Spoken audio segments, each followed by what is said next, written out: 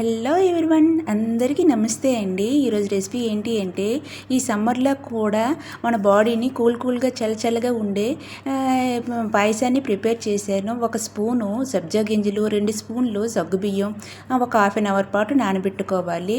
గర్భుజకాయని cut చేసుకొని sugar వేసుకొని grind చేసుకోవాలి. గ్రైండ్ చేసుకున్న తర్వాత ఒక కళాయి తీసుకొని ఆ సగ్గుబియ్యం వాటర్ని ఉడికినంత వరకు ఉంచుకోవాలి. ఉంచుకున్న తర్వాత అందులో షుగరును ఇలాచీ వేసుకొని కరిగించుకోవాలి. కరిగిన తర్వాత అందులో పాలు కూడా మిక్స్ చేసుకొని బాగా కెళ్ళించుకున్నంత వరకు ఉంచుకోవాలి. ఆ తర్వాత 2 స్పూన్ల కస్టర్డ్ పౌడర్ని పాలల్లోనే కలుపుకొని ఉంచి దాన్ని ఈ మిక్సీలో కలుపుకోవాలి. అది కెళ్ళినంత వరకు ఉంచిన తర్వాత ఈ సబ్జా గింజల వాటర్ని కూడా వాటర్తో పాటు అందులో మిక్స్ చేసుకోవాలి. మిక్స్ చేసుకున్న తర్వాత ఇంతకు ముందు మనం గ్రైండ్ చేసుకున్న ఫ్రూట్ని కూడాను అందులో మిక్స్ చేయాలి. అది కెళ్ళినంత వరకు ఉంచుకొని కొంచెంసేపు అయిపోయిన తర్వాత ఆఫ్ చేసి చల్లగా కూల్గా ఫ్రిడ్జ్లో పెట్టుకొని